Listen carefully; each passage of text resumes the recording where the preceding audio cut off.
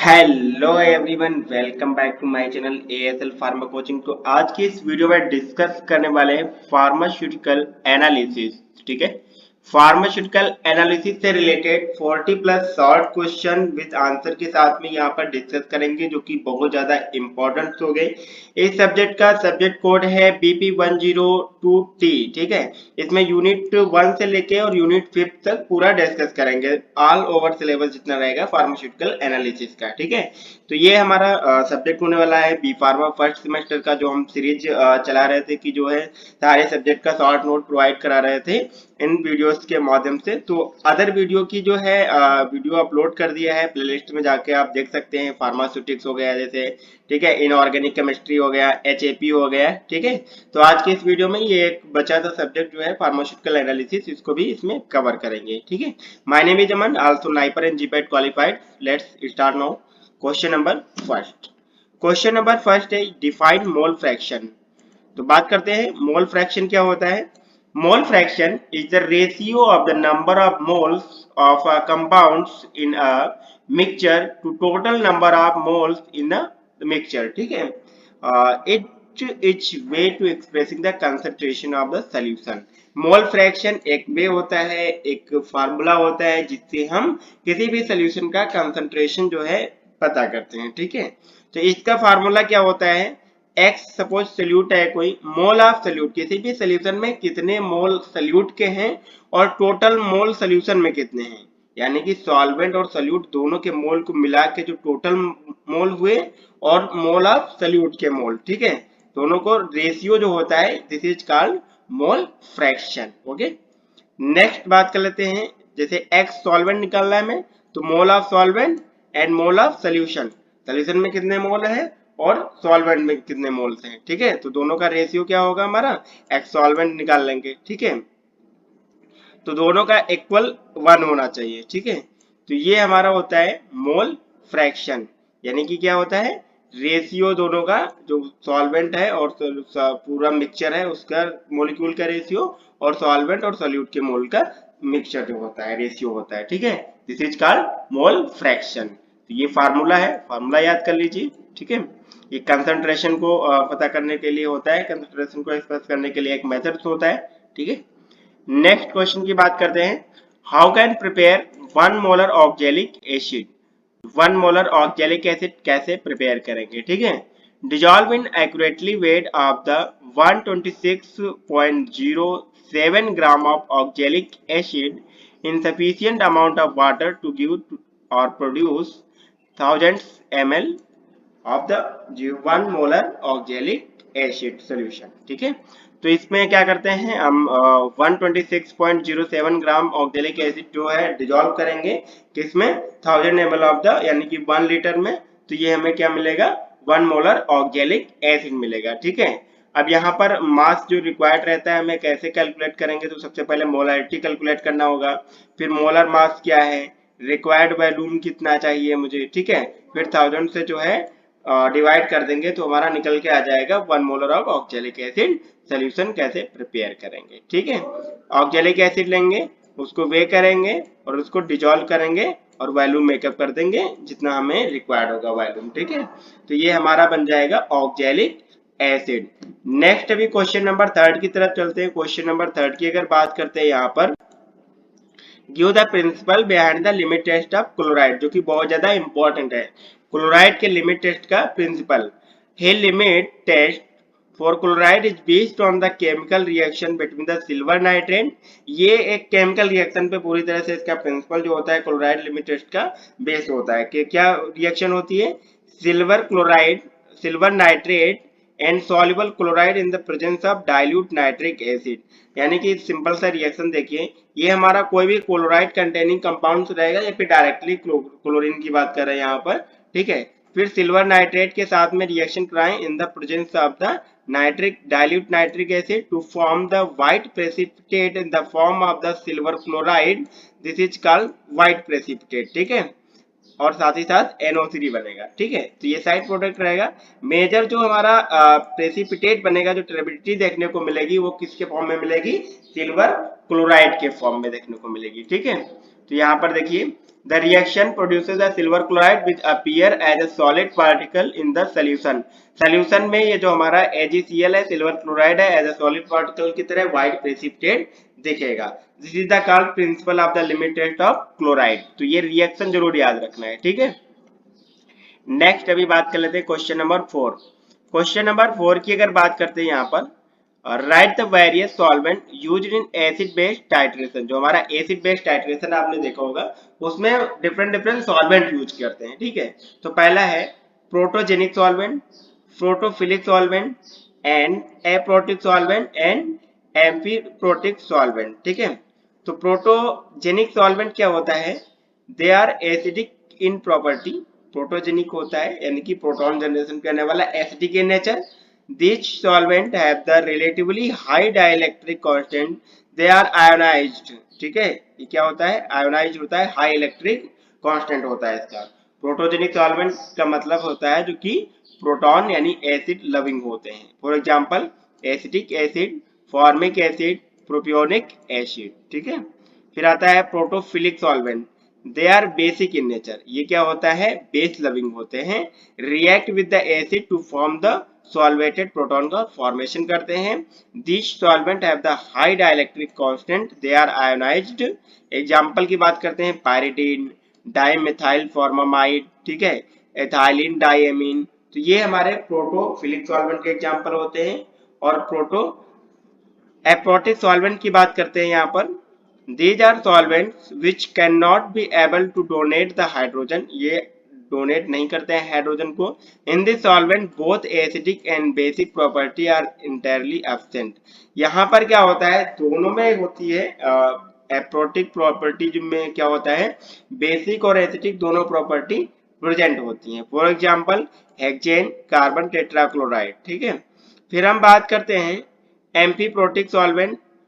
These solvent have the both protogenic and protophilic property. ये aprotic में क्या होता है कि इसमें क्या होता है, देखिए समझिए एक बार फिर से. एप्रोटिक सॉल्वेंट में यहाँ पर ये होता है these solvent which cannot be able to donate hydrogen. ये हाइड्रोजन को डोनेट नहीं करते हैं.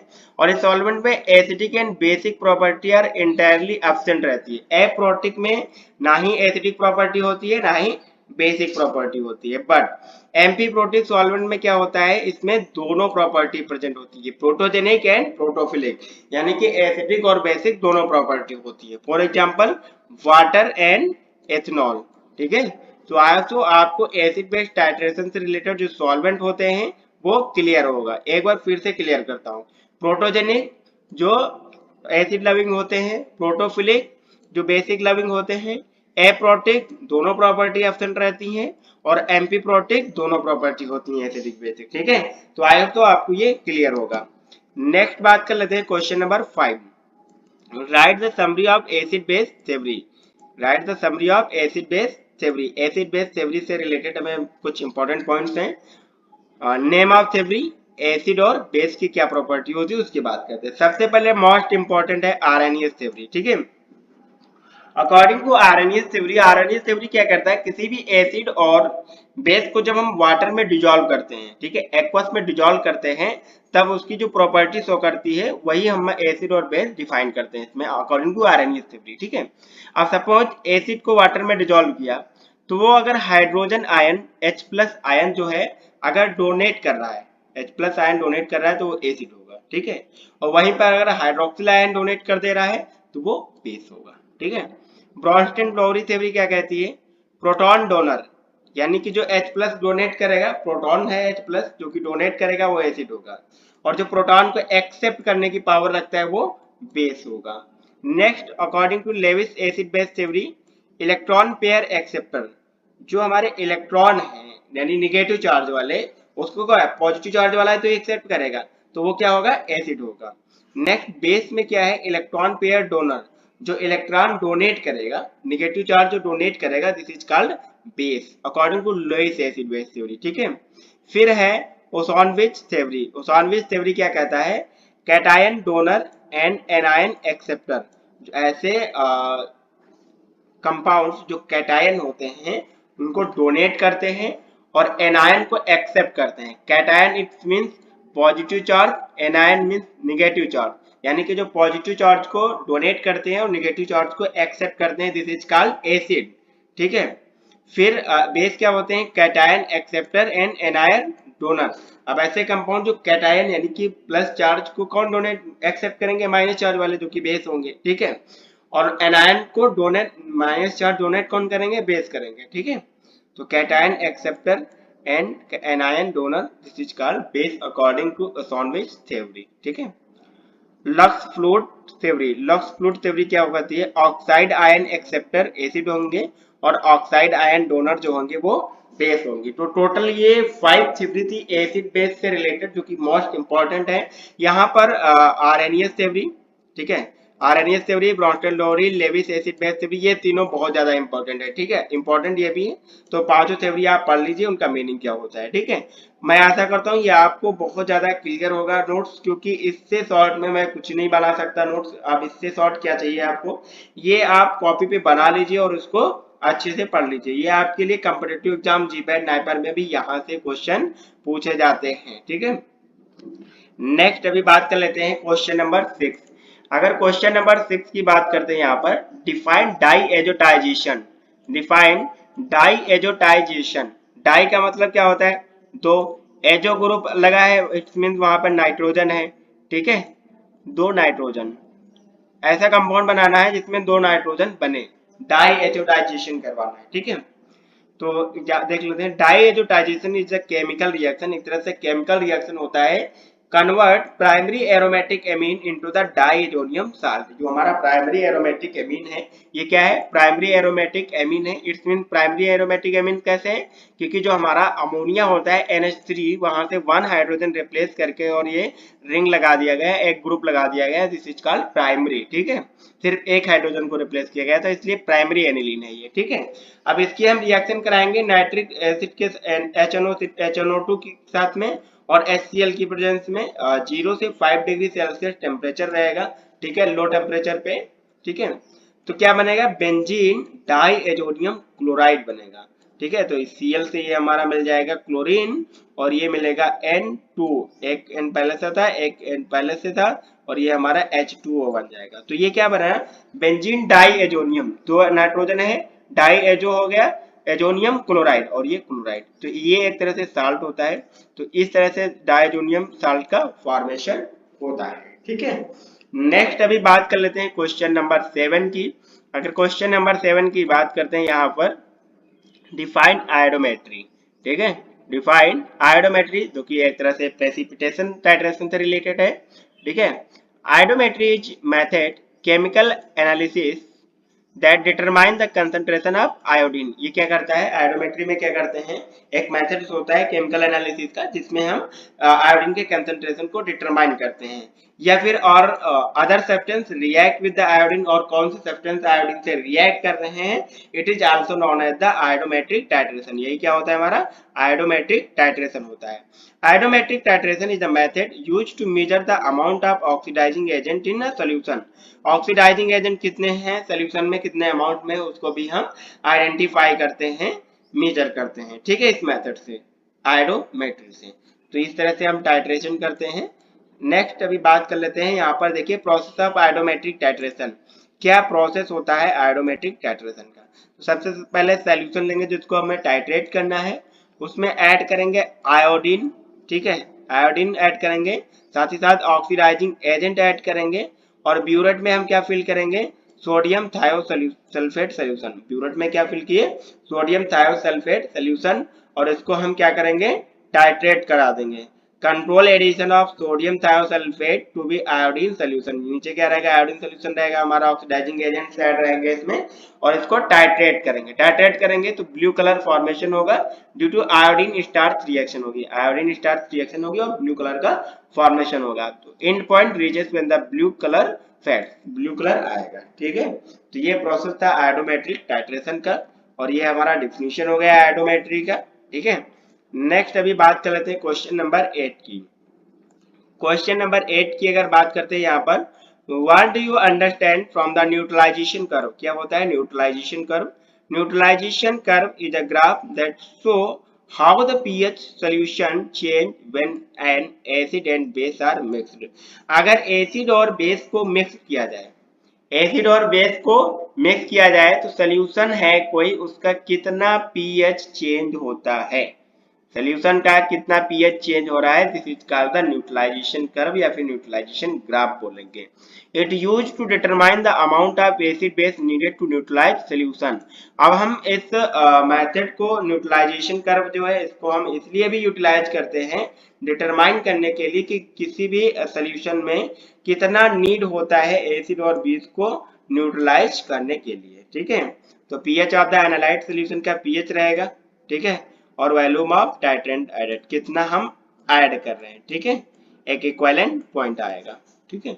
तो यहां से हम क्या लिए, सपोज ये हमारा एसिड है, एनालाइट है, जिसको हमें टाइट्रेट करना है, टाइट्रेंट क्या है, NaOH है, इसको हमने क्या किया, ऐड किया, तो एक टाइम आएगा जो एसिड है ये न्यूट्रलाइज हो जाएगा।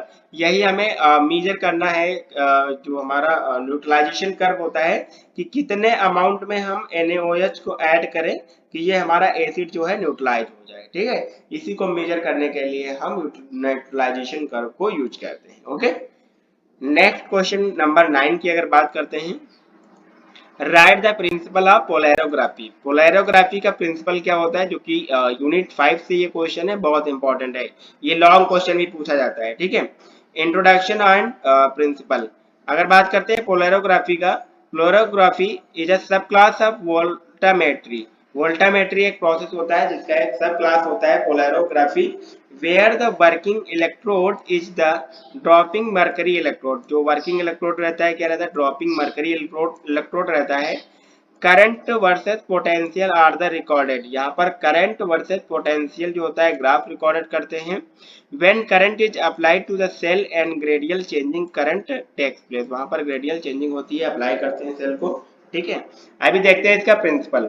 The simple principle of polarography is the study of solution और इलेक्ट्रोड प्रोसेस। जो हमारा सोल्यूशन रहता है और जो इलेक्ट्रोड प्रोसेस रहता है उसकी स्टडी करते हैं by means electrolysis with the two electrode on the polarizable and one unpolarizable। दो इलेक्ट्रोड यूज करते हैं, एक पोलराइजेबल होता है, दूसरा अनपोलराइजेबल होता है। The former formed by the mercury regulatory dropping from the capillary tube। So this is called the principle of the polarography। एक बार इसको लॉन्ग क्वेश्चन की पर्पज से जरूर देखिएगा। नेक्स्ट है question number 10।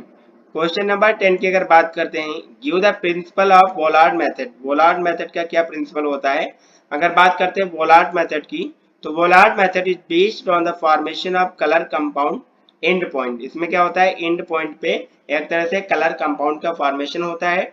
Silver ion is titrated with the thiocyanate. जो हमारा silver ion रहेगा उसको टाइट्रेट किया जाएगा किससे, सोडियम थायोसाइनेट से, ठीक है, किससे, थायोसाइनेट से। In as acidic solution using the ferric ion as a indicator. Ferric ion क्या यूज करेंगे, एज अ इंडिकेटर यूज करेंगे, ठीक है। तो यहाँ पर देखते हैं ये रिएक्शन, आप एक बार देख लेना, देखते हैं क्या बनता है, ठीक है। ये क्या है, हमारा पोटेशियम थायोसाइनेट या फिर सोडियम थायोसाइनेट ले सकते हैं, जिससे हम टाइट्रेट करेंगे। ये क्या रहेगा, AgNO3 सिल्वर नाइट्रेट रहेगा, सिल्वर कंटेनिंग कंपाउंड रहेगा इसमें सैंपल में, ठीक है। इसमें हम जो फेरिक आयन इंडिकेटर यूज करेंगे, ठीक है, और इसको टाइट्रेट करेंगे तो क्या बनेगा, एक colour at the end point पे रेडिश कलर का फॉर्मेशन होगा। तो यही हमारा प्रिंसिपल होता है वोलार्ड मेथड का, ठीक है, और ये रिएक्शन जरूर लिखिएगा, ठीक है। नेक्स्ट क्वेश्चन की बात करते हैं, question number 11। How will we estimate the calcium gluconate. Calcium gluconate को कैसे हम एस्टिमेट कर सकते हैं, ठीक है। Calcium gluconate can be estimated using the complexometric titration which involve the using of chelating agent like EDTA। यानी कि जो हमारा कैल्शियम ग्लूकोनेट होता है इसको एस्टिमेट करने के लिए हम यूज करते हैं कॉम्प्लेक्सोमेट्रिक टाइट्रेशन का, ठीक है। और इसमें इन्वॉल्व क्या रहता है, एक चेलेटिंग एजेंट इन्वॉल्व रहता है जिसको हम क्या बोलते हैं, EDTA, इथाइलिन डायमीन टेट्राएसिटिक एसिड। तो इसमें कौन कौन से स्टेप्स होते हैं ग्लूकोनेट को, कैल्शियम ग्लूकोनेट को एस्टिमेट करने के लिए, ठीक है। सबसे पहले प्रिपेयर करेंगे standard EDTA and magnesium sulphate solution. फिर सेकेंड पॉइंट पे क्या करेंगे, way and dissolve a sample of the calcium gluconate in solvent. क्या करेंगे, जो हमारा कैल्शियम ग्लूकोनेट का सॉल्वेंट रहेगा उसको वे करेंगे, वेट करेंगे और उसको डिजोल्व करेंगे सॉल्वेंट में, ठीक है। थर्ड स्टेप क्या रहेगा, ऐड करेंगे इंडिकेटर एंड टाइट्रेट करेंगे विद ईडीटीए, इंडिकेटर ऐड करेंगे और ईडीटीए जो है हमारा इससे टाइट्रेशन कर देंगे, ठीक है, टाइट्रेट कर देंगे। Fourth point, observe the colour change, क्या कलर चेंज हो रहा है टाइट्रेट करने पर वो ऑब्जर्व कर लेंगे। Solution, identify the end point, and point पे क्या कलर आ रहा है उसको भी आइडेंटिफाई करेंगे। फिफ्थ है, calculate the percentage purity of calcium gluconate based on the titration result, titration result जो आएगा उसके बेसिस पे परसेंटेज प्योरिटी जो रहेगी उसको कैलकुलेट करेंगे और हमें रिजल्ट मिल जाएगा।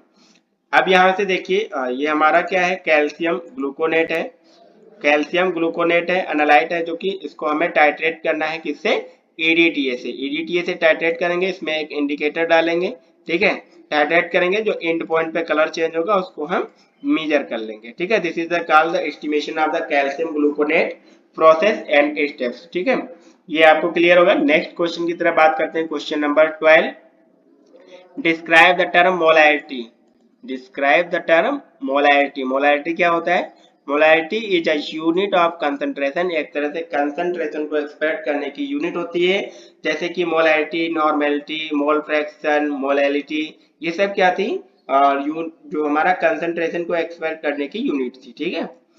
As the number of mole of dissolve in the solute per litre, यानी कि कितने नंबर ऑफ मोल जो है डिजोल्व है सल्यूट के पर लीटर सोल्यूशन में, ठीक है। मोलैरिटी क्या है, एन से donate number mole of solute, कितने सल्यूट है, और वॉल्यूम ऑफ सॉल्यूशन, कितना हमें वॉल्यूम है सॉल्यूशन का और कितने सल्यूट के मोल उसमें ऐड है, ठीक है। This is the called molarity, molarity निकालने के लिए हमें क्या चाहिए कि कितने मोल पर लीटर यूनिट, ठीक है, इसकी यूनिट क्या होती है, मोल पर लीटर में, ठीक है। सिंबल क्या होता है, कैपिटल एम, ठीक है। तो ये आपको समझ में आया कि जो कितने मोल ऑफ सल्यूट के कितने मोल हैं और वॉल्यूम ऑफ सॉल्यूशन कितना है, दोनों को रेशियो जो होता है, दिस इज कॉल्ड मोलैरिटी, ठीक है। नेक्स्ट अभी बात करते हैं क्वेश्चन नंबर 13, क्वेश्चन नंबर 13 की अगर बात करते हैं यहाँ पर, तो क्वेश्चन नंबर 13 क्या है, differentiate between the primary and secondary standard, जो कि मोस्ट इंपॉर्टेंट है, प्राइमरी एंड सेकेंडरी स्टैंडर्ड, ठीक है। तो फर्स्ट पॉइंट क्या है, primary standard made from the primary standard substance, ये किससे बने होते हैं, प्राइमरी स्टैंडर्ड सब्सटेंस जो होते हैं उनसे बने होते हैं, ठीक है। सेकेंडरी स्टैंडर्ड क्या होते हैं, prepared specifically for a certain analysis, ये सर्टेन एनालिसिस के दौरान जो होता है प्रिपेयर किया जाते हैं, जो सेकेंडरी एनालिसिस होते हैं, स्टैंडर्ड होते हैं, ठीक है। एक्सट्रीमली प्योर अबाउट द 99.9% जो होता है प्योर होते हैं, जो प्राइमरी स्टैंडर्ड होते हैं, और ये जो सेकेंडरी होते हैं नॉट वेरी प्योर, ये बहुत ज्यादा प्योर नहीं होते हैं, ठीक है। प्राइमरी स्टैंडर्ड क्या होते हैं, लेस रिएक्टिव और नॉन रिएक्टिव, लेस रिएक्टिव होते हैं, कम रिएक्टिव होते हैं, और समटाइम्स क्या होते हैं, नॉन रिएक्टिव भी होते हैं। बट सेकेंडरी स्टैंडर्ड क्या होते हैं, ये मोर रिएक्टिव होते हैं, बहुत ज्यादा रिएक्ट करते हैं, ठीक है। प्राइमरी में क्या होता है, नॉन हाइग्रोस्कोपिक होते हैं, ये मॉइस्चर को नहीं ऑब्जॉर्व करते हैं, बट सेकेंडरी वाले क्या होते हैं, ये स्लाइटली हाइग्रोस्कोपिक होते हैं, थोड़ा सा मॉइस्चर को एब्जॉर्ब कर लेते हैं और वेट गेन कर लेते हैं, ठीक है। रेयरली कंटामिनेटेड, जो हमारे प्राइमरी स्टैंडर्ड होते हैं बहुत रेयरली चांसेस रहते हैं कि वो कंटामिनेटेड हो, ठीक है। और सेकेंडरी वाले क्या होते हैं, बहुत क्विकली कंटामिनेटेड हो जाते हैं, ठीक है। प्राइमरी स्टैंडर्ड की बात करते हैं, अनअफेक्टेड बाय द एटमॉस्फेयर, यानी एटमॉस्फेयर के मॉइस्चर या फिर एनवायरनमेंट से अनअफेक्टेड रहते हैं, अफेक्ट नहीं रहते हैं। बट सेकेंडरी स्टैंडर्ड क्या होते हैं, इन्फ्लुएंस्ड बाय द एटमॉस्फेयर से चेंजेस हो जाते हैं और इन्फ्लुएंस हो जाते हैं, ठीक है। तो ये था major difference of the primary standard and secondary standard. Next बात कर लेते हैं क्वेश्चन नंबर 13, ये हमारा क्वेश्चन नंबर 13 था, ये हमारा क्वेश्चन नंबर 14, ठीक है। क्या होगा, क्वेश्चन नंबर 14, ठीक है। Explain the labelling and differentiating effect, labelling और डिफरेंशिएटिंग इफेक्ट क्या होता है उसके बारे में। तो सबसे पहले बात कर लेते हैं labelling effect, is when a solvent reduces the acidity और बेसिडिटी ऑफ द सब्सटेंस, ये ऐसे सॉल्वेंट्स होते हैं जो क्या करते हैं, रिड्यूस करते हैं एसिडिटी और बेसिडिटी, तो आप कोई सब्सटेंस है उसकी एसिडिटी और बेसिडिटी को रिड्यूस करते हैं, this is called labelling effect. Differentiating effect क्या होता है, a solvent distinguish between the difference in acidity और बेसिडिटी। यानी कि ये क्या करते हैं, डिफरेंशिएटिंग इफेक्ट क्या करते हैं, कोई एसिडिटी एसिड और बेसिड है सब्सटेंस में, उसको क्या करते हैं, डिफरेंशिएट करने का काम करते हैं। ठीक है, क्या करते हैं, डिफरेंशिएट काम करते हैं। ठीक है, लेवलिंग इफेक्ट क्या कर रहे थे, एसिडिटी और बेसिडिटी को रिड्यूस कर रहे थे, ये क्या करेंगे, डिफरेंशिएट करेंगे। This is the called acid और base levelling effect and differentiating effect. Next बात कर लेते हैं, describe the aqueous and non aqueous titration. क्या होते हैं एक्वस और नॉन एक्वस टाइट्रेशन। सबसे पहले बात कर लेते हैं एक्वस टाइट्रेशन की। Use the water as a solvent to measure the amount of substance in sample. यानी कि इसमें जब एक्वस टाइट्रेशन में क्या होता है, हम सॉल्वेंट जो यूज करते हैं एज अ वाटर यूज करते हैं। बट नॉन एक्वस टाइट्रेशन क्या होता है, इसमें use a solvent that does not contain water. ऐसे सॉल्वेंट यूज करते हैं जो कि वाटर को कंटेन ना करें। ठीक है, जैसे कि हम ऑर्गेनिक सॉल्वेंट को यूज करते हैं। ठीक है, इसमें ब्यूरेट रहता है। जो सॉल्वेंट यूज करेंगे, क्या यूज करेंगे, जो हमारा एक्वस रहेगा उसमें वाटर यूज करेंगे, जो नॉन एक्वस रहेगा उसमें ऑर्गेनिक सॉल्वेंट यूज करेंगे। ठीक है, ये मेजर डिफरेंस होता है aqueous and non aqueous titration में। नेक्स्ट अभी बात कर लेते हैं क्वेश्चन नंबर 15। क्वेश्चन नंबर 15 की अगर बात करते हैं, illustrate the significance of the modified Volhard method. जो हमारा मॉडिफाइड वोलार्ड मेथड है, इसके सिग्निफिकेंस लिखना है, यानी कि इंपॉर्टेंस लिखना है इसके। ठीक है, तो फर्स्ट सिग्निफिकेंस है इसका, इट्स क्वांटिटेटिव एनालिटिकल टेक्निक। ये एक तरह से क्वांटिटेटिव एनालिटिकल टेक्निक होती है। Determine the amount of the analyte by the measuring volume. Volume को मेजर करके हम पता लगाते हैं, डिटरमाइन करते हैं कितने amount of the analyte present है। ठीक है, नेक्स्ट क्या रहता है, यूज करते हैं इसको, estimation of the chloride ion in sample. Sample में कितने क्लोराइड आयन प्रेजेंट है उसको एस्टिमेट करने के लिए। Determine of the halide, like इसे क्लोराइड, ब्रोमाइड एंड आयोडाइड, इनको डिटरमाइन करने के लिए यूज करते हैं। ठीक है, use for the determination of anion like phosphate, arsenate, chromate, sulphides, oxalate and carbonate. इन सारे जो एनायंस होते हैं इनको भी डिटरमाइन करने के लिए हम यूज करते हैं मॉडिफाइड वोलार्ड मेथड। तो ये थे कुछ important significance of the modified Volhard method. Next अभी बात करते हैं क्वेश्चन नंबर 16। क्वेश्चन नंबर 16 की अगर बात करते हैं तो यहाँ पर एक ये भी प्रीवियस ईयर का क्वेश्चन है।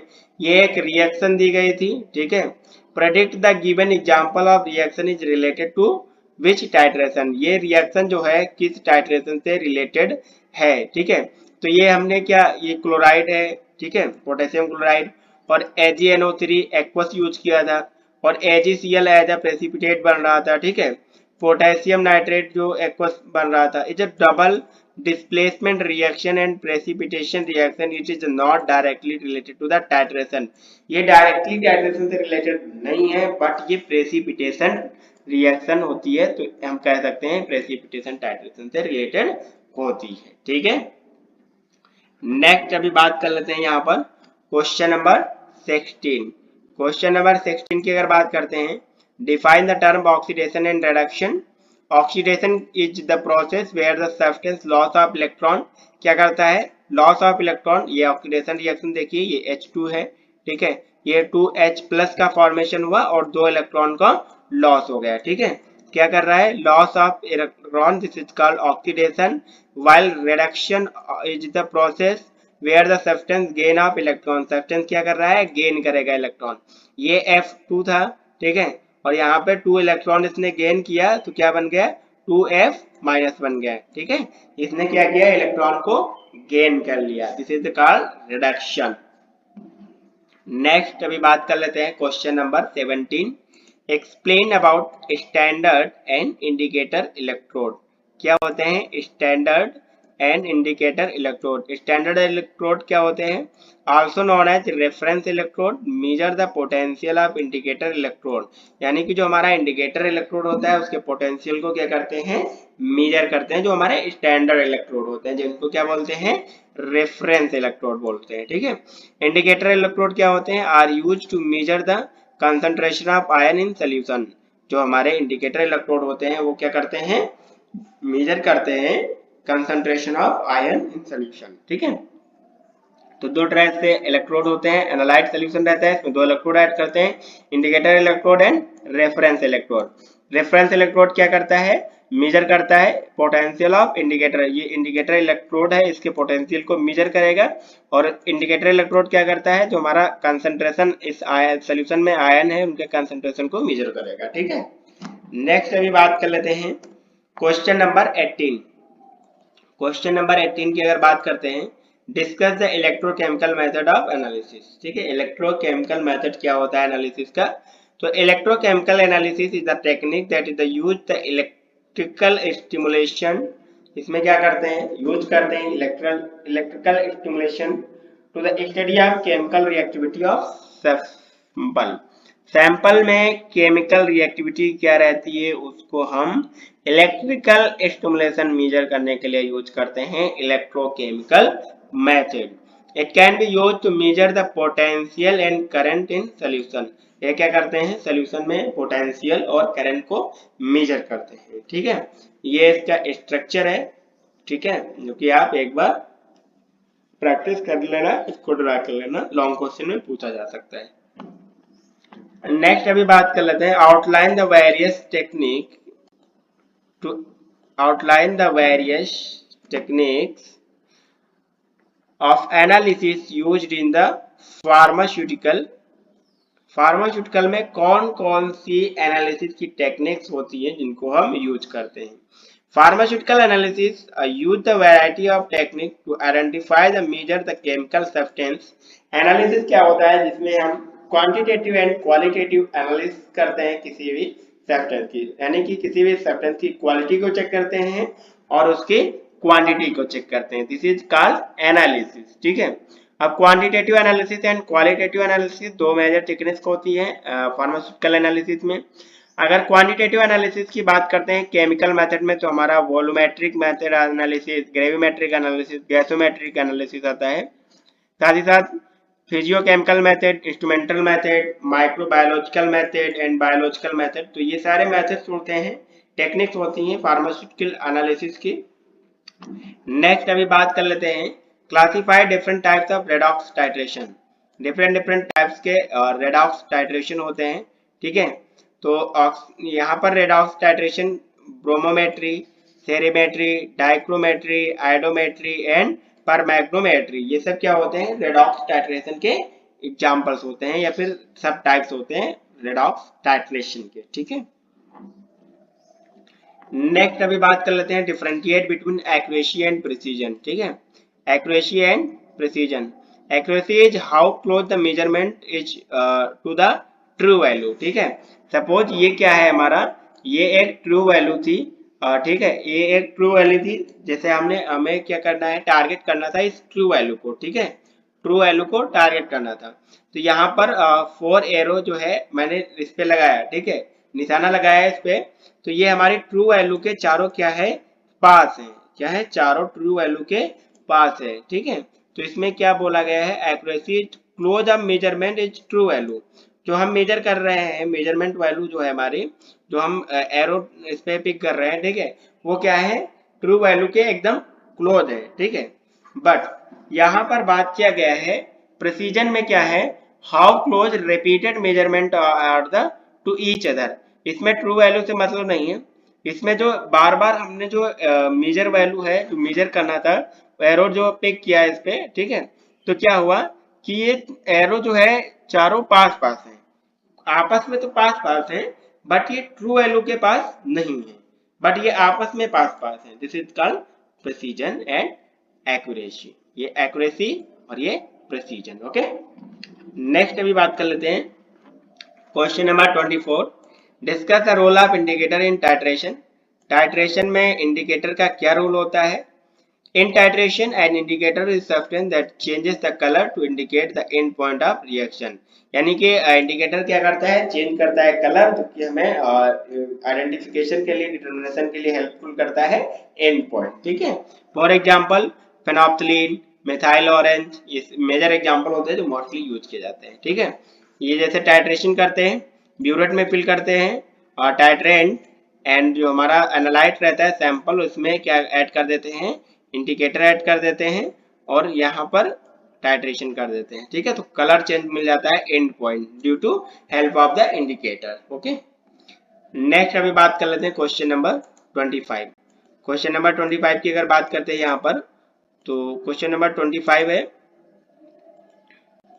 Explain acid and base as per Arrhenius theory. Arrhenius theory के अकॉर्डिंग एसिड और बेस क्या होते हैं, ठीक है। Acid are substance that release the hydrogen ion, H plus ion अगर वाटर में डिजोल्व किया जाए, H प्लस आयन अगर रिलीज कर रहे हैं तो वो एसिड होंगे, ठीक है। सपोज ये क्या है, एसिड है, HCl को वाटर में डिजोल्व किया गया तो ये क्या है, H प्लस आयन को डोनेट कर रहा है, ठीक है। नेक्स्ट बेस क्या होते हैं, अगर इस बेस को वाटर में डिजोल्व किया जाए तो ये OH माइनस को रिलीज कर रहे हैं, ठीक है। This is called acid and base according to the Arrhenius theory. Next steps of the gravimetric analysis, question number 26। कौन कौन से स्टेप्स होते हैं ग्रेविमेट्रिक एनालिसिस में। तो स्टेप्स ऑफ ग्रेविमेट्रिक एनालिसिस की बात करते हैं तो यहाँ पर dissolve a non amount of the sample in water, जो हमें पता रहेगा उस सैंपल को वाटर में डिजोल्व करेंगे, ठीक है। Separate the desired ion from the sample, जो सैंपल रहेगा उससे सेपरेट करेंगे, जो आयन्स रहेंगे डिजायर्ड जो हमें रिक्वायर्ड होंगे, ठीक है। देन क्या करेंगे, फिल्टर करेंगे, वॉश करेंगे एंड ड्राई करेंगे, प्रेसिपिटेट वे द प्रेसिपिटेशन, जो प्रेसिपिटेशन बना उसको वे करेंगे and calculate the mass of analyte, जो एनालाइट था उसके मास को कैलकुलेट करेंगे। This is the gravimetric analysis steps.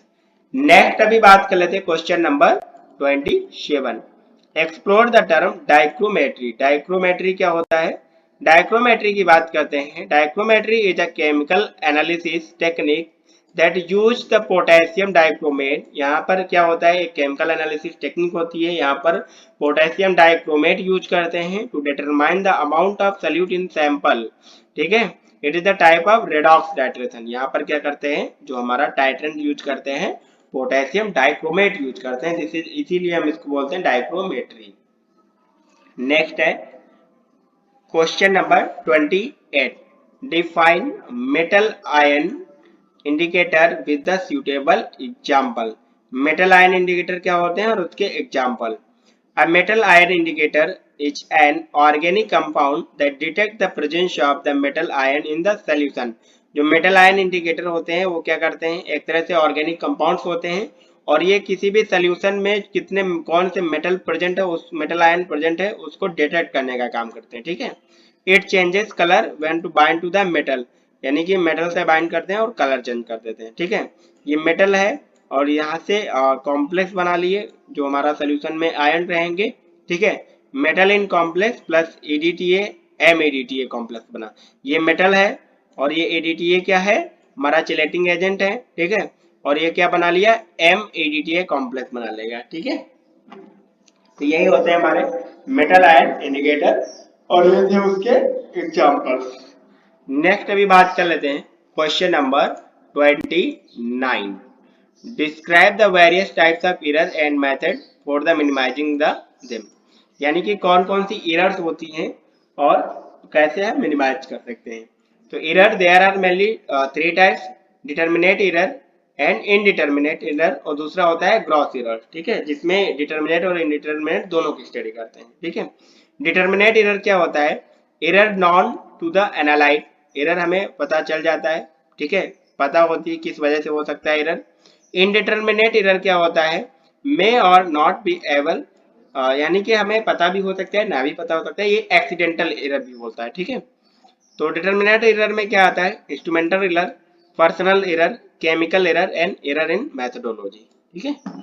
Next अभी बात कर लेते हैं discuss the method to minimise error.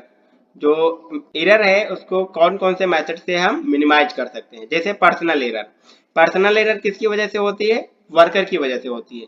तो उसके लिए क्या करेंगे, हम स्किल पर्सन एम्प्लॉय यूज करेंगे जिसकी वजह से वो कोई भी एरर ना करे, जो ऑपरेटर रहेगा नॉलेजफुल रहेगा जिसकी वजह से कोई एरर नहीं आएगी, ठीक है।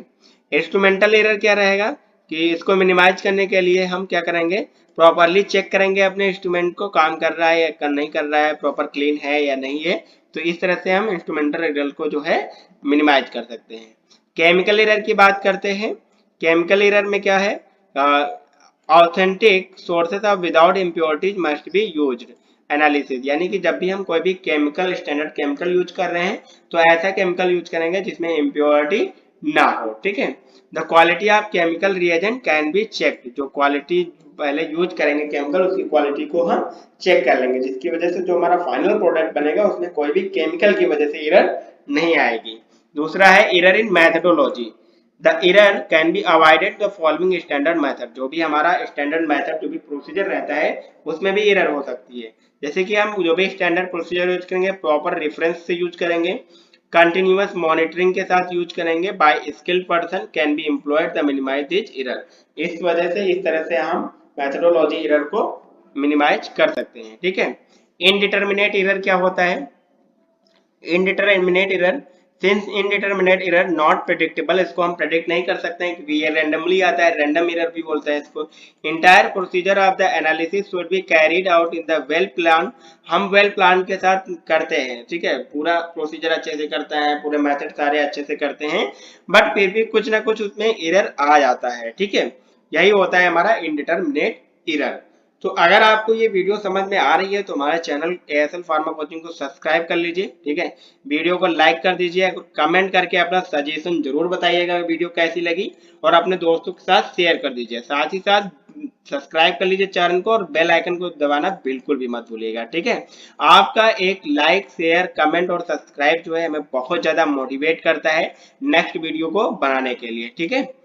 तो नेक्स्ट बात कर लेते हैं क्वेश्चन नंबर 31। अगर क्वेश्चन नंबर 31 की बात करते हैं यहाँ पर Ilkovic equation in the polarography, polarography में जो हमारा एल्कोइक इक्वेशन होता है इसकी बात करते हैं। ये प्रीवियस ईयर में पूछा हुआ क्वेश्चन है। यहाँ पर बात कर लेते हैं a relation used in the polarography relating the diffusion current and the concentration, यानी कि जो हमारा पोलैरोग्राफी में हम यूज करते हैं जो दो टर्म यूज करते हैं कौन कौन से, डिफ्यूजन करंट एंड कंसंट्रेशन, दोनों के बीच में जो रिलेशन होता है इसी को हम क्या, इसी यही जो डोनेट करता है हमारा एल्कोइक इक्वेशन। एल्कोइक इक्वेशन से क्या एक्सप्रेशन करते हैं हम, relationship between the diffusion current and concentration, okay. The Ilkovic equation has that form IA equal to KC, IA equal to KC, ठीक है। तो where K is the constant, K क्या होता है, कांस्टेंट होता है, C क्या होता है, कंसंट्रेशन होता है, और IA क्या होता है हमारा, डिफ्यूजन करंट होता है, ठीक है। क्या होता है, डिफ्यूजन करंट होता है, ठीक है। तो ये हमारी इक्वेशंस होती है एल्कोइक इक्वेशन पोलैरोग्राफी, इसको यूज करते हैं रिलेशनशिप और जो होता है डिफ्यूजन करंट एंड कंसंट्रेशन के बीच में, ठीक है। नेक्स्ट ये स्ट्रक्चर डायग्राम देख लीजिएगा एक बार। नेक्स्ट अभी बात कर लेते हैं क्वेश्चन नंबर 32। क्वेश्चन नंबर 32 की अगर बात करते हैं तो यहाँ पर क्वेश्चन नंबर 32 है, what is the protogenic and protophilic solvent. Protogenic और प्रोटोफिलिक सॉल्वेंट क्या होते हैं? तो अगर हम प्रोटोजेनिक सॉल्वेंट की बात करते हैं तो protogenic solvent they are acidic in property, ये एसिडिक प्रॉपर्टी रखते हैं, एसिड लविंग होते हैं, ठीक है। प्रोटोफिलिक क्या होते हैं, they are basic in nature होते हैं, ये बेसिक प्रॉपर्टी रखते हैं, और ये क्या होते हैं, एसिड बेस लविंग होते हैं, ठीक है। फॉर एग्जाम्पल पायरीडीन, ये एग्जाम्पल्स हैं, ये पहले भी डिस्कस कर चुका हूँ क्वेश्चन, ठीक है। तो इसको एक बार जो है रीड आउट कर लीजिएगा, ओके। नेक्स्ट बात कर लेते हैं क्वेश्चन नंबर 33। क्वेश्चन नंबर 33 की अगर बात करते हैं, what is the masking and demasking agent, ठीक है। मास्किंग एंड डीमास्किंग एजेंट ये बहुत इंपॉर्टेंट है। तो सबसे पहले बात कर लेते हैं मास्किंग एजेंट की। First point, react with the chemical species that could interfere with the analysis. ये मास्किंग एजेंट जो क्या होते हैं, जो हमारी केमिकल स्पीसीज होती है, केमिकल रिएक्शन कोई भी हो रही होती है, फिर कोई केमिकल स्पीसीज है, ठीक है, उसमें क्या करेंगे, इंटरफेयर करेंगे, और जो इंटर एनालिसिस होगी उसमें एनालिसिस कर रहे हैं उसमें इंटरफेयर करेंगे, ठीक है। Remove impurity from the chemical reaction, masking agent क्या करते हैं, रिमूव करते हैं इम्प्योरिटीज को by the chemical reaction. Form stable complex with the potential interfering, potential interfering करते हैं आयन में, और क्या बनाते हैं, एक स्टेबल कॉम्प्लेक्स बनाते हैं, ठीक है। Keep the ion from participating in the reaction, यहाँ पर आयन जो होते हैं पार्टिसिपेट करते हैं रिएक्शन में, ठीक है। डीमास्किंग एजेंट क्या होते हैं, remove the mask substance back into the mixture, यानी कि जो हमारे जैसे कि मास्किंग एजेंट थे ये क्या कर रहे थे, ऐड कर रहे थे, तो ये इंटरफेयर कर रहे थे, बट ठीक है। तो और ये डीमास्किंग एजेंट क्या करेंगे, ये जो हमारा मास्किंग एजेंट था इसको क्या करेंगे, रिमूव कर देंगे, ठीक है। ये क्या हो गया, हमारा डिमास्किंग एजेंट हो गया। Make the mask metal ion available to the reaction, ठीक है। नेक्स्ट अभी बात कर लेते हैं examples of the masking and demasking agent. इनके एग्जांपल कौन कौन से होते हैं। तो अगर मास्किंग एजेंट के एग्जांपल की बात करते हैं, साइनाइड, फ्लोराइड, यहाँ से दो तीन एग्जांपल याद कर लेना है, ठीक है। साथ ही साथ ईडीटीए। फिर बात कर लेते हैं डीमास्किंग एजेंट की, जैसे कि एग्जांपल है फॉर्मेल्डिहाइड, ठीक है। तो ये होता है मास्किंग एंड डीमास्किंग एजेंट और उसके एग्जांपल्स, ठीक है। नेक्स्ट अभी बात कर लेते हैं क्वेश्चन नंबर 34। क्वेश्चन नंबर 34 की अगर बात करते हैं, discuss the principle of the conductometry. जो कंडक्टोमेट्री है इसका प्रिंसिपल क्या होता है, ठीक है। ये भी बहुत ज्यादा इंपॉर्टेंट क्वेश्चन है, ये लॉन्ग क्वेश्चन के पर्पज से पूछा जाता है, तो इसको लॉन्ग में भी पढ़ लेना एक बार, ठीक है। Conductometry is a technique that measures the electrical conductivity of the solution. किसी भी सॉल्यूशन में इलेक्ट्रिकल कंडक्टिविटी को मेजर करने के लिए हम क्या यूज करते हैं, कंडक्टोमेट्री यूज करते हैं, ठीक है। It is used in the analytical chemistry, monitor the chemical reaction. ये क्या करता है, केमिकल रिएक्शन को मॉनिटर करता है, साथ ही साथ डिटरमाइन करता है वाटर प्योरिटी को एंड मेजर करता है आयन कंसंट्रेशन को, ठीक है। ये एक डायग्राम है, ठीक है, इसको भी एक बार प्रैक्टिस कर लेना। नेक्स्ट अभी बात कर लेते हैं क्वेश्चन नंबर 35। क्वेश्चन नंबर 35 की अगर बात करते हैं, right the construction and working of the reference standard hydrogen electrode.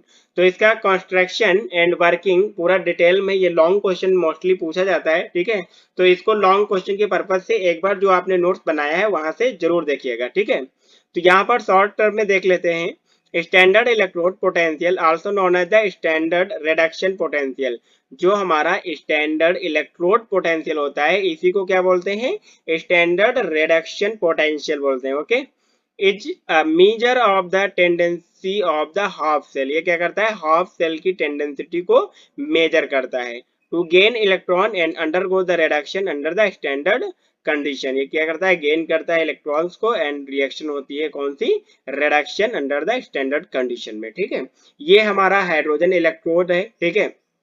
Glass का जैकेट होता है, H2 गैस पास कराते हैं यहाँ पे, और ये प्लेटिनम का वायर होता है। जो हाइड्रोजन, जो हमारा स्टैंडर्ड हाइड्रोजन इलेक्ट्रोड होता है, इसमें क्या होता है, एक वायर होता है प्लेटिनम का, ठीक है। ग्लास ट्यूब होती है, मरकरी फिल होता है नीचे की साइड, और प्लेटिनम फॉयल लगी होती है, ठीक है। और यहाँ पर क्या है, सोल्यूशन फिल रहता है, और ये आयंस है, ठीक है। तो एक बार जो है इसको डिटेल में देख लेना, वर्किंग वगैरह, ठीक है। और ये स्ट्रक्चर और इसका प्रिंसिपल याद रखिएगा। नेक्स्ट बात कर लेते हैं क्वेश्चन नंबर 36।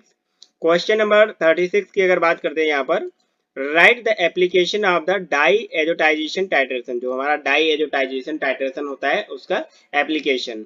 तो एप्लीकेशन की बात कर लेते हैं, used in the determination of the amphetamine. Amphetamine की सिंथेसिस में यूज करते हैं, ठीक है। साथ ही साथ determination of the benzoic acid, vitamin B4 जो होता है उसको क्या करने के लिए, डिटरमाइन करने के लिए, डोपामिन के डिटर्मिनेशन के लिए, प्रोकेन एंड सल्फोनामाइड्स जो ड्रग्स होती है इनके डिटर्मिनेशन के लिए, क्लोरफेनाइरामिन, एफेड्रिन, फ्रोकेन। ये मोस्टली क्या होती हैं, ये मेडिसिन हैं, ड्रग्स होती है, ठीक है। इनके डिटर्मिनेशन के लिए हम यूज करते हैं किसको, डाई एचोडाइजेशन टाइट्रेशन को, ठीक है। नेक्स्ट अभी बात कर लेते हैं क्वेश्चन नंबर 37। क्वेश्चन नंबर 37 की अगर बात करते हैं, which apparatus is used for the limit test of arsenic. जो आर्सेनिक का लिमिट टेस्ट होता है उसके लिए कौन सा अपरेटस यूज करते हैं, ठीक है। तो ये हमारा क्या है, गडजेट अपरेटस। क्या है, गडजेट अपरेटस। तो इसको एक बार प्रैक्टिस कर लीजिएगा, ठीक है।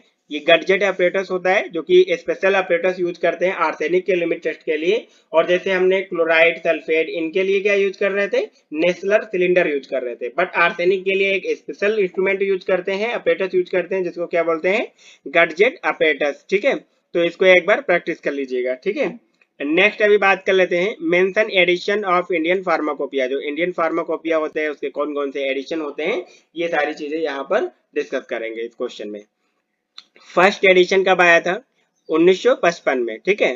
सेकंड 1966 एंड थर्ड आया था, थर्ड एडिशन 1985, फोर्थ एडिशन 1996, ठीक है। ये बाकी डिटेल है, इसको भी आप एक बार रीड आउट कर लीजिएगा, ओके। नेक्स्ट बात कर लेते हैं फिफ्थ एडिशन की। अगर इंडियन फार्माकोपिया के फिफ्थ एडिशन की बात करते हैं तो 2007 में आया था, और 6 2010, and 7th edition 2014 and 8th edition 2018 and 9th edition and latest edition जो आया था 2022 में, ठीक है। 2022 में आया था लेटेस्ट एडिशन, ठीक है। लेटेस्ट एडिशन से क्वेश्चन पूछा जा सकता है, तो इसके बारे में पढ़ लेते हैं। The 9th edition was launched in the 1 July 2022। कब लॉन्च हुआ था? 1 जुलाई 2022 को विज्ञान भवन न्यू दिल्ली में by the union minister of the health and family welfare and chemical fertiliser, ठीक है। इसमें क्या था, 2022 वाला जो इंडियन फार्माकोपिया आया था एडिशन, इसमें टोटल 92 न्यू मोनोग्राफ ऐड किए गए थे इंक्लूडिंग द 60 केमिकल, ठीक है। 60 chemical, 21 vitamin, minerals, amino acid, fatty acid, etc. Colour says orange. इसका कलर क्या था? ऑरेंज कलर की होती है, जो 19th एडिशन की हमारी फार्माकोपिया आई थी, ठीक है। तो ये मोस्टली सारे पढ़ लीजिएगा, बट जो लेटेस्ट एडिशन वाला है 9th एडिशन वाला, इसको एक बार अच्छे से पढ़ के जाइएगा था, ठीक है। इसके चेयरमैन कौन से थे? मनसुख मंडाविया सर। क्यों, कौन से? मनसुख मंडाविया, ठीक है। इसके चेयरमैन है 9th एडिशन के, ठीक है। नेक्स्ट अभी बात कर लेते हैं क्वेश्चन नंबर 39। अगर क्वेश्चन नंबर 39 की बात करते हैं यहाँ पर, write the different sources of impurity. हमारे फार्मास्यूटिकल प्रोडक्ट जो होते हैं उसमें कौन कौन से सोर्सेज से इम्प्योरिटी आ सकती है, उसकी बात करते हैं। ये लॉन्ग क्वेश्चन पूछा जा सकता है, ठीक है। तो इसको मैंने शॉर्ट में लिखा है, इसके बारे में आप डिटेल में पढ़ लीजिएगा। तो रॉ मटेरियल की वजह से आ सकती है, जैसे हम कोई भी कच्चा माल यूज कर रहे हैं उसमें इम्प्योरिटी है, तो हमारे फाइनल प्रोडक्ट में भी इम्प्योरिटी आ जाएगी। मैन्युफैक्चरिंग प्रोसेस, जैसे कि जो भी हम प्रोसीजर यूज कर रहे हैं, जो भी मेथड यूज कर रहे हैं, उसमें भी अगर कोई कमी आती है तो हमारे प्रोडक्ट, फाइनल प्रोडक्ट जो रहेगा उसमें कमी आ जाएगी। फाइनल प्रोडक्ट में डिग्रेडेशन, इन्वायरमेंटल फैक्टर, बहुत सारे इन्वायरमेंटल फैक्टर्स होते हैं, मॉइस्चर हो गया, इन्वायरमेंट, धूल, मिट्टी, इन सबसे हमें क्या होता है, बचाना होता है प्रोडक्ट को, ठीक है। अगर इन सारी चीजों आ जाती है उसमें, तो हमारे जो फाइनल प्रोडक्ट है उसमें क्या होगा, इम्प्योरिटी आ जाएगी। फार्मुलेशन एंड पैकेजिंग, फार्मुलेशन और पैकेजिंग के टाइम पे भी हमें बहुत ज्यादा ध्यान रखना होता है, अदरवाइज इम्प्योरिटी आ सकती है इनकी वजह से, ठीक है। तो ये मेजर सोर्सेज होते हैं जहां से हमें इम्प्योरिटी आ सकती है हमारे फार्मास्यूटिकल प्रोडक्ट में, ठीक है। इनको एक बार डिटेल में पढ़िएगा। नेक्स्ट बात कर लेते हैं क्वेश्चन नंबर 14। क्वेश्चन नंबर 14 क्या होता है? What are the limit test. Question number 14 है लिमिट टेस्ट क्या होता है, ठीक है। तो लिमिट टेस्ट की अगर बात करते हैं, limit test are the quantitative test which are design to detect the and limit small quantities of the impurity present in substance.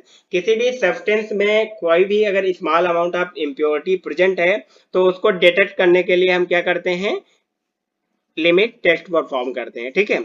All limit test are the prescribed in the pharmacopoeia are based on the comparison of standard turbidity or color with that of the sample under test। यानी यहाँ पर क्या लेते हैं, एक standard लेते हैं और एक टेस्ट लेते हैं, दोनों को क्या करते हैं, कंपेयर करते हैं, ठीक है। और उसमें क्या चेक कर देते हैं, टर्बिडिटी, ठीक है, और कलर जो होता है, ठीक है। Importance of limit test, limit test के इंपॉर्टेंट क्या होते हैं, तो find out the harmful amount of impurity, जो harmful amount of impurity present है कोई भी सब्सटेंस में, उसको हम फाइंड आउट कर लेंगे। Find out the avoidable unavoidable amount of impurity, ऐसी इम्प्योरिटी जिसको हम अवॉइड कर सकते हैं, नहीं अवॉइड कर सकते हैं, उसको भी हम फाइंड आउट कर सकते हैं with the help of limit test. तो ये हमारे लिमिट टेस्ट होते हैं और उसके इंपॉर्टेंस, ठीक है। नेक्स्ट अभी बात कर लेते हैं क्वेश्चन नंबर 41। क्वेश्चन नंबर 41 की अगर बात करते हैं, give the principle and steps involve in the gravimetric analysis. Gravimetric analysis से रिलेटेड क्वेश्चन पूछा जाता है, तो इसको एक बार जो है डिटेल में पढ़ लीजिएगा। The steps required for gravimetric analysis after the sample has been dissolve can be summarise follow. यानी कि हम क्या करते हैं, सैंपल को डिसॉल्व करते हैं और वहां से प्रोसेस स्टार्ट हो जाती है, स्टेप्स स्टार्ट हो जाते हैं ग्रेविमेट्रिक एनालिसिस के लिए। सबसे पहले क्या करेंगे, प्रिपरेशन ऑफ सोल्यूशन, सोल्यूशन का प्रिपेयर करेंगे। फिर क्या करेंगे, प्रेसिपिटेशन, डाइजेशन, ठीक है, फिल्ट्रेशन, वॉशिंग, ड्राइंग और इग्निटिंग, वेइंग और कैलकुलेशन। तो ये सारे स्टेप्स होते हैं किसके, ग्रेविमेट्रिक एनालिसिस के, ठीक है। तो ये हमारे क्वेश्चंस हो गए 41। नेक्स्ट क्वेश्चन है 42। 42 क्वेश्चन क्या है, डिफाइन नॉर्मेलिटी, ठीक है। नॉर्मेलिटी को डिफाइन करना है, और normality is a way of express the concentration, concentration को एक्सप्रेस करने के लिए डिफरेंट डिफरेंट मेथड होते हैं, जैसे कि मैंने पहले भी बात किया है, नॉर्मेलिटी, मोलैरिटी, मोलैलिटी, ठीक है, मोल फ्रैक्शन, ये सब क्या होते हैं, कंसंट्रेशन को एक्सप्रेस करने के लिए मेथड होते हैं, ठीक है। तो ये सारे मेथड जो है, normality, molarity, normal molality, mole fraction, इन सबको एक बार बहुत अच्छे से पढ़ लेना है, ठीक है, क्योंकि ये लॉन्ग क्वेश्चन भी पूछा जा सकता है, ठीक है। Express the concentration of the solution, उसके कौन कौन से मेथड होते हैं, तो उसमें लिखना है पूरा सब कुछ, ठीक है। तो इसमें क्या होता है नॉर्मेलिटी में, इसको कैपिटल एन से डोनेट करते हैं। एजा express the concentration of solution, specifically the number gram of equivalent of solute पर लीटर ऑफ द सोल्यूशन। यहाँ पर क्या है, नंबर इक्विवेलेंट ऑफ सोल्यूट कितने जो है प्रेजेंट है पर लीटर सोल्यूशन में, और वॉल्यूम ऑफ सोल्यूशन, यही जो रेशियो होता है, दिस इज कॉल्ड नॉर्मेलिटी, ठीक है। तो आई होप तो आपको ये जो वीडियो है शॉर्ट नोट्स की आपको अच्छी लगी होगी। अगर वीडियो अच्छी लगी हो तो हमारे चैनल को सब्सक्राइब कर लीजिए, वीडियो को लाइक कर दीजिए, ठीक है। और अगर कोई भी अगर सजेशन रहता है, क्वेश्चन में कोई भी डाउट रहता है या फिर अदर कोई क्वेश्चन रहता है, तो उसको कमेंट बॉक्स में जरूर मेंशन कीजिएगा। आपका एक लाइक और सब्सक्राइब जो है हमें बहुत ज्यादा मोटिवेट करेगा अगली वीडियो बनाने के लिए। तब तक के लिए टेक केयर, अपना ध्यान रखिएगा और बहुत अच्छे से पेपर करके आइएगा। Wish you all the best your semester exam. Thank you.